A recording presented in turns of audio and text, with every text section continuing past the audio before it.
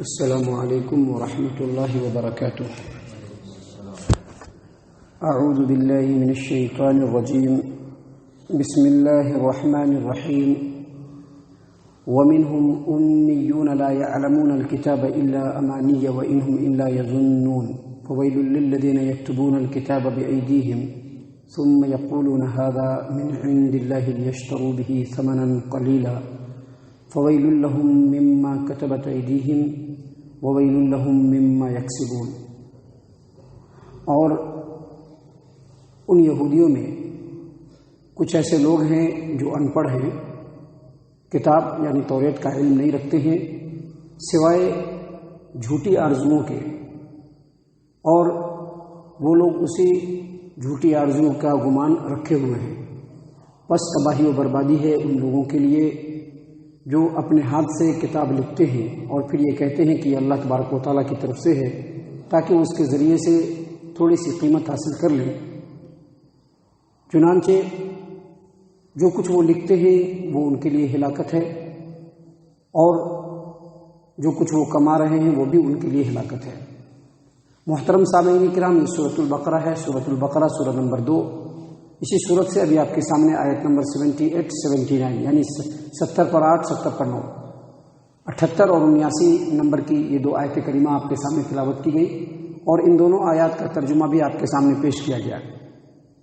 سامعین کرام، یہودیوں کے سلسلے میں جو تذکرہ ہے، ان کی جو صفات ہے، اللہ تبارک و تعالیٰ ان کو لگاتار بیان فرما رہے ہیں۔ دونوں آیات میں دو الگ الگ گروپ کا تذکرہ کیا اللہ تبارک و تعالیٰ نے۔ پہلی آیت کریمہ میں اللہ تبارک و تعالیٰ نے اہل کتاب یہودیوں کے ایک ایسے گروپ کا ذکر کیا ہے جو پڑھنا لکھنا نہیں جانتے ہیں، یعنی ان پڑھ لوگ ہیں۔ کتاب کے اندر کیا ہے، کیا لکھا ہوا ہے وہ نہیں جانتے۔ اللہ تبارک و تعالیٰ نے کیا فرمایا، وَمِنْهُمْ أُمِّيُّونَ، ان میں کچھ ان پڑھ لوگ ہیں۔ امیون یہ امی کی جمع ہے، اور امی کہتے ہیں ایسے لوگوں کو جو لکھنا پڑھنا نہیں جانتے ہیں۔ اللہ تبارک و تعالیٰ نے فرمایا وَمِنْهُمْ أُمِّيُّونَ، ان میں کچھ ان پڑھ لوگ ہیں، لا يعلمون الکتاب، یہاں پر کتاب سے مراد توریت ہے۔ لا يعلمون الکتاب مطلب کتاب نہیں جانتے ہیں، اس کا مطلب پڑھنا نہیں جانتے، نہیں جانتے کہ کتاب میں کیا لکھا ہوا ہے، نہیں جانتے کہ کتاب میں اللہ تبارک و تعالیٰ نے ان کے لیے کیا احکام نازل فرمائے، ان کو کچھ بھی معلوم نہیں ہے۔ اور الا امانی، ان کی جو عقیدے ہیں وہ صرف آرزو ہیں، ان کے عقیدے کیا ہیں، صرف آرزو ہے، اور اسی آرزو میں وہ مگن ہے، اسی گمان میں وہ مگن ہے کہ یہ آرزو ہماری ہے، یہی ہمارا عقیدہ اور ہمارے ساتھ ایسا ہونے والا ہے۔ اہل کتاب یہودیوں کی آرزو کیا تھی، اللہ تبارک و تعالیٰ پر وہ کیا امید اور گمان لگائے بیٹھے تھے کہ ہم نبیوں کے بیٹے ہیں، اسحاق علیہ السلام، یعقوب علیہ السلام پیغمبر تھے، انہیں کے اولاد یہود ہیں۔ تو ان لوگوں کی یہ سوچ تھی، ان لوگوں کا یہ خیال تھا، ان لوگوں کی یہ جھوٹی آرزویں تھی کہ ہم نبیوں کے بیٹے ہیں، جس کی وجہ سے اللہ تبارک و تعالیٰ کے بڑے چہیتے ہیں۔ حالانکہ نبی کا بیٹا ہونا یا نبی کا باپ ہونا یہ کوئی بہت بڑی بات نہیں ہے۔ اللہ کے رسول صلی اللہ علیہ وسلم نے اپنی بیٹی کو، اپنی پھوپھی کو کہہ دیا تھا کہ دیکھو، یہ مت سمجھنا کہ تم محمد کی بیٹی ہو، یہ مت سمجھنا کہ تم محمد کی پھوپھی ہو اور کامیابی مل جائے گی، نہیں، ابھی جو دنیا میں لینا ہے لے لو، کل قیامت کے دن ہماری طرف سے کچھ بھی نہیں ملنے والا ہے۔ اور ابراہیم علیہ السلام قیامت کے دن جب اپنے باپ کو دیکھیں گے انتہائی بری حالت میں جہنم کے اندر، تو اللہ تبارک و تعالیٰ کے سامنے کہیں گے کہ آپ نے کہا تھا کہ آپ مجھ کو رسوا نہیں کریں گے، میرے باپ کی یہ حالت ہے، اس سے بڑی رسوائی کیا ہوگی؟ تو اللہ تبارک و تعالیٰ فرمائیں گے کہ نہیں ابراہیم، یہ مشرک ہے، اور مشرک پر جنت کو اللہ تبارک و تعالیٰ نے حرام قرار دیا ہے، آج تمہاری بھی بات نہیں مانی جائے گی۔ تو ان لوگوں کی یہ آرزو تھی، ان لوگوں کا یہ گمان تھا، جھوٹی آرزویں، جھوٹے عقیدے کہ ہم نبیوں کے بیٹے ہیں، ہم کو جہنم میں نہیں جانا ہے، جہنم میں جانے کے لیے دوسری مخلوقات اور دوسرے امت کے لوگ ہیں، اگر ہم جہنم میں گئے بھی تو چند دن جائیں گے، جتنے دن ہم نے گائے کی پوجا کی تھی، بچڑے کی پوجا کی تھی، بس اتنے ہی دن جائیں گے، اس سے زیادہ نہیں جانے والے ہیں۔ یعنی امانی کا مطلب ہوتا ہے جھوٹ، جھوٹی آرزو، جھوٹی بات لے کر کے اللہ تبارک و تعالیٰ کی طرف گھڑ دینا، جیسا کہ آج کی ڈیٹ میں بھی امت مسلمہ کے اندر، نبی صلی اللہ علیہ وسلم کی امت کے اندر، امت میں کچھ ایسا گروہ ہے جو یہ کہتا ہے کہ ہم کسی کے ہاتھ پر، کسی پیر کے ہاتھ پر بیعت کر لیں گے اور اس کے مرید بن جائیں گے تو قبر سے لے کر کے اللہ تبارک و تعالیٰ کے یہاں تک وہی ہماری طرف سے سفارش کریں گے، ان کا دامن پکڑ کے مچل کر کے جنت کے اندر چلے جائیں گے۔ بعض لوگ یہ کہتے ہیں کہ فلاں امام ہے، اگر ان کی تقلید کرنے لگو، باضابطہ کتاب میں لکھا ہے کہ فلاں امام کی اگر تقلید کرنے لگو تو اللہ تعالیٰ نے ان کو کہہ دیا کہ تمہارے تمام متبعین کو ہم نے بخش دیا۔ یہ سب جھوٹی باتیں ہیں جس کا قرآن اور حدیث کے اندر کوئی ذکرات نہیں ہے۔ اس کا مطلب اللہ تبارک و تعالیٰ نے جو یہاں پر یہودیوں کے بارے میں کہا کہ یہودیوں میں بعض ان پڑھ لوگ ہیں جو کتاب کے اندر کیا لکھا ہوا ہے وہ نہیں جانتے ہیں، بس جھوٹی امید لگا کر کے رکھے ہوئے ہیں۔ محترم سامعین کرام، اگر اس چیز کو ایک اور نظریے سے دیکھیں گے تو جو لوگ اپنے آپ کو کتاب و سنت سے جوڑتے ہیں اور جو لوگ یہ کہتے ہیں کہ ہم اللہ اور اس کے رسول کے بتائے ہوئے طریقے پر چلنے والے ہیں، لیکن اگر آپ ان کی زندگیوں کے اندر جھانک کر کے دیکھیں گے تو وہاں بھی آپ کو وہ سب چیزیں نہیں ملے گی۔ بس بات کیا ہوگی، دعویٰ کیا ہوگا کہ ہم توحید والے ہیں، ہم کتاب و سنت پر چلنے والے ہیں، اس کے بعد ہم جو کر لیں، نماز پڑھے نہ پڑھے، کوئی اچھا کام کرے نہ کرے، شریعت کی اتباع کرے نہ کرے، بس ہم توحید والے ہیں، ہم جنت کے اندر چلے جائیں گے۔ یہ جھوٹی آرزو ہے۔ اللہ تبارک و تعالیٰ نے قرآن مجید کے اندر اور نبی اکرم صلی اللہ علیہ وسلم نے احادیث مبارکہ کے اندر یہ بیان فرما دیا ہے کہ جن لوگوں کے عقیدے درست ہوں گے اور عقیدہ درست ہونے کے ساتھ ساتھ وہ عمل کرنے والے بھی ہوں گے، نمازوں کی پابندی کرنے والے، جن چیزوں کا حکم اللہ تبارک و تعالیٰ نے دیا ہے ان کو کرنے والے، اور جن چیزوں سے روکا ہے اس سے رک جانے والے، ایسے ہی لوگ جنت کے اندر جائیں گے۔ اللہ نے قرآن کریم میں جہاں پر بھی ایمان کا تذکرہ کیا ہے اس کے جسٹ بعد عمل صالح کا بھی تذکرہ کیا ہے کہ جہاں پر ایمان ہونا چاہیے وہاں پر نیک عمل بھی ہونا چاہیے۔ ہم نے یہ عقیدہ رکھ لیا کہ اللہ کے علاوہ کوئی معبود نہیں اور اس کے بعد ہم اس کے ساتھ شرک بھی نہیں کر رہے ہیں، ہم نے یہ عقیدہ رکھ لیا کہ محمد صلی اللہ علیہ وسلم کی اتباع کرنی ہے اور اس کے علاوہ ہم کسی کی اتباع نہیں کریں گے، اور ہم نمازوں سے غافل ہو جائیں، بات بننے والی نہیں ہے، بات بننے والی نہیں ہے۔ ہم نے یہ عقیدہ رکھ لیا کہ اللہ تبارک و تعالیٰ ایک ہے، اس کے ساتھ کسی کو شریک نہیں ٹھہرائیں گے، اور ہم نے یہ عقیدہ رکھ لیا کہ محمد عربی صلی اللہ علیہ وسلم ہی اطاعت کے لائق ہیں، اتباع کے لائق ہیں، ان کے علاوہ کوئی اتباع کے لائق نہیں، اور ہم نے حرام کام کرنا شروع کر دیا، بات بننے والی نہیں ہے۔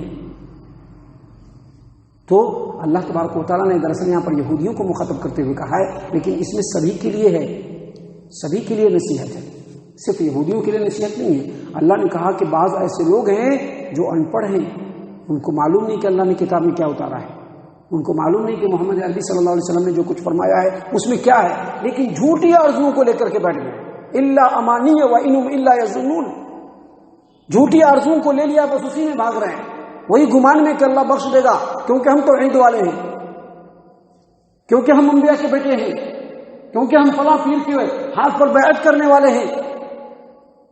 اللہ تبارک و تعالیٰ نے کہا کہ ایسا نہیں ہوگا۔ محترم سامعین اکرام، آگے اللہ تبارک و تعالیٰ نے یہودیوں کے دوسرے گروپ علماء کرام کا جو گروپ تھا ان کے زمانے میں، جو یہودی علماء تھے ان کے گروپ کے بارے میں اللہ تبارک و تعالیٰ نے فرمایا۔ کیا فرمایا اللہ تبارک و تعالیٰ نے؟ فویل للذین یکتبون الکتاب بایدیہم۔ دراصل یہ جو عام اور ان پڑھ لوگ جو ہوتے ہیں وہ بھٹکتے ہیں، راہ راست سے گمراہ ہوتے ہیں، اس کے پیچھے علماء کرام کا بہت بڑا کردار ہوتا ہے۔ علماء کرام چونکہ ان کو حق نہیں بتاتے ہیں، صحیح باتوں کی طرف رہنمائی نہیں کرتے ہیں، حق جانتے ہیں اس کو چھپاتے ہیں، دنیا حاصل کرنے کے لیے، لوگوں کی واہوائی حاصل کرنے کے لیے حق بات کو پیچھے کرتے ہیں اور ان کے مطلب کی بات کو آگے بڑھاتے ہیں۔ اسی لیے اللہ تبارک و تعالیٰ نے فوراً بعد یہودیوں کو اس دوسرے گروپ کا تذکرہ کیا۔ اللہ تبارک و تعالیٰ نے کیا فرمایا؟ فویل للذین یکتبون الکتاب بایدیہم، چنانچہ تباہی و بربادی ہے ان لوگوں کے لیے جو کتاب کو اپنے ہاتھ سے لکھتے ہیں، کتاب کو اپنے ہاتھ سے لکھتے ہیں، ثم یقولون ھذا من عند اللہ، اور پھر کہتے ہیں کہ یہ اللہ تبارک و تعالیٰ کی طرف سے، یعنی کتاب خود لکھا اور کیا بتایا لوگوں کو؟ یہ اللہ تبارک و تعالیٰ کی طرف سے۔ اللہ تبارک و تعالیٰ نے فرمایا فویل لہم مما کتبت ایدیہم، جو کچھ ان لوگوں نے لکھا ہے اس کے لیے ان کے لیے ہلاکت ہے، اور لکھ کر کے لوگوں کو یہ بتا کر کے کہ یہ اللہ کی بات ہے، اس سے جو کما رہے ہیں وہ کمائی میں بھی ان کے لیے ہلاکت ہے۔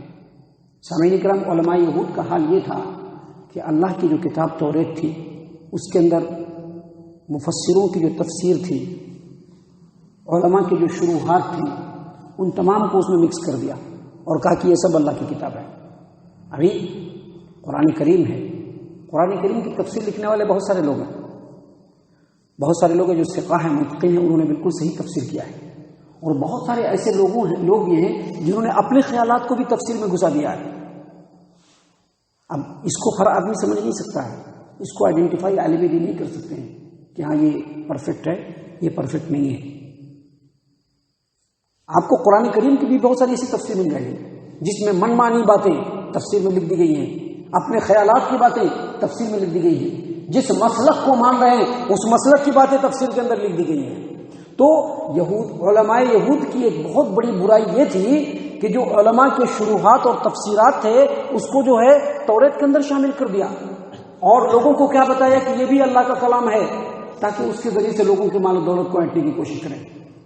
فقہا کے اجتہادات کو، مفسروں کی تعویلات کو، قانونی اجتہادات کو، تاریخی واقعات کو، ان تمام چیزوں کو توریت کے اندر شامل کر دیا اور لوگوں کے سامنے کیا بولنے لگے کہ یہ اللہ کی کتاب ہے. اب جیسا لوگ جرم کرتا اور فتویٰ مانگتے کہ دیکھیے ہم سے ایسا ہو گیا، اس کا فتویٰ دیجیے، تو جیسا جرم رہتا اس حساب سے فتویٰ دے کر کے اس سے پیسہ لے لیتے تھے. اللہ تبارک و تعالیٰ نے انہیں لوگوں کے لیے یہاں پر بیان فرمایا. محترم سامعین کرام، صحیح البخاری کتاب الاعتصام بالکتاب والسنہ، باب لا تسألوا اہل الکتاب. عبداللہ بن عباس رضی اللہ عنہ بیان کرتے ہیں کہ تم لوگ اہل کتاب سے کچھ کیوں پوچھتے ہو؟ یعنی اہل کتاب جو یہود و نصارہ ہیں، یہودی عیسائی، ان سے کیوں پوچھتے ہو؟ کیونکہ اللہ تبارک و تعالیٰ نے تمہارے اوپر تو قرآن کریم تمہارے نازل کیا ہے جو بالکل تر و تازہ کتاب ہے، ہر طرح کی ملاوٹ سے بالکل پاک ہے.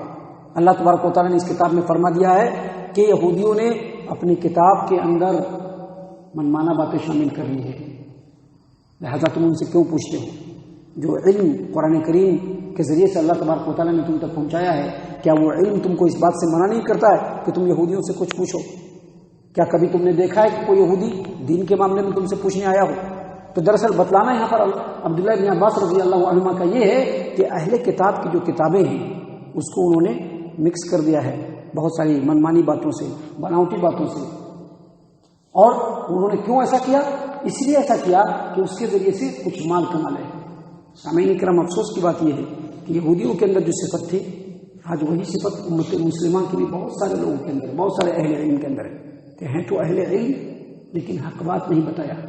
اور بہت سارے ایسے بھی لوگ ہیں جنہوں نے ایسی کتابیں بھی لکھ ڈالی ہیں جو دراصل اللہ کی کتاب نہیں ہے، لیکن لوگوں کے درمیان اس کتاب کو اتنا رائج کر دیا، اتنا پرچلت کر دیا کہ لوگ یہ سمجھنے لگے کہ یہ اللہ کا ہی کلام ہے. اور جب پڑھتے ہیں تو اللہ کا کلام سمجھ کے ہی پڑھتے ہیں. بلکہ یہاں تک ایسا ابھی معاملہ ہو گیا ہے مسلمانوں کے اندر کہ اللہ کی کتاب کے مقابلے میں لوگوں کی لکھی ہوئی کتابوں کو پڑھایا جاتا ہے. اللہ کی کتاب کو سائڈ کر دیا جاتا ہے، اللہ کی کتاب کو سائڈ لگا دیا جاتا ہے اور لوگوں کی لکھی ہوئی کتابوں کو سامنے رکھ کر کے پڑھا جاتا ہے. اگر کبھی کوئی عالم ڈائرنگ کر کے، ہمت کر کے اللہ کی کتاب کو لوگوں کے سامنے پڑھ کر کے سناتے ہیں تو ان کو وہاں سے سائڈ بھی لگا دیا جاتا ہے. یہ حال ہے آج امت مسلمہ کا. دراصل یہ باتیں یہودیوں کے لیے بتائی گئی ہیں، لیکن اس میں مسلمانوں کے لیے بھی نصیحت ہے کہ مسلمانوں کو بھی سمجھنا ہے کہ اللہ کا جو کلام ہے اگر کبھی کوئی پوچھا ہے تو عالم کا یہ فرض ہے کہ اللہ کی کتاب سے اس کو جواب دے. عالم کا یہ فرض ہے کہ نبی اکرم صلی اللہ علیہ وسلم کے فرمان سے اس کو جواب دے. منمانا جواب نہیں دے، کسی چیز سے متاثر ہو کر کے جواب نہیں دے، یا علماء کرام کے تعویلات تشریحات کو اللہ کا کلام بتا کر کے لوگوں کے سامنے پیش نہ کرے. جب پیش کرے تو یہ اللہ کا کلام ہے، یہ اللہ کے رسول کا کلام ہے اور یہ علماء کرام کی تشریحات ہیں. ایسا کر کے بتانا چاہیے. محترم سامعین کرام، آگے یہودیوں کے بارے میں اور بھی بہت ساری باتیں ہیں جو اللہ تبارک و تعالیٰ نے بیان فرمائی ہیں. اللہ تبارک و تعالیٰ سے ہم دعا کرتے ہیں کہ اللہ تبارک و تعالیٰ ان تمام صفات سے جو یہودیوں کے اندر تھی، اللہ ان صفات سے ہم تمام کو محفوظ رکھے، ہمارے علماء کرام کو محفوظ رکھے. اللہ تبارک و تعالیٰ ہمیں خالص قرآن و حدیث کی اتباع اور پیروی کرنے کی توفیق عنایت فرمائے. صحابہ کرام کا جو طریقہ تھا اس پر چلنے والا بنائے. جنت الفردوس میں جگہ عطا فرمائے. اے اللہ ہم تمام کو جہنم سے پناہ دے. اے رب العالمین ہم تمام کو جہنم سے پناہ دے. اے مالک الملک ہم تمام کو جہنم سے پناہ دے. آمین یا رب العالمین. وما علینا الا البلاغ المبین.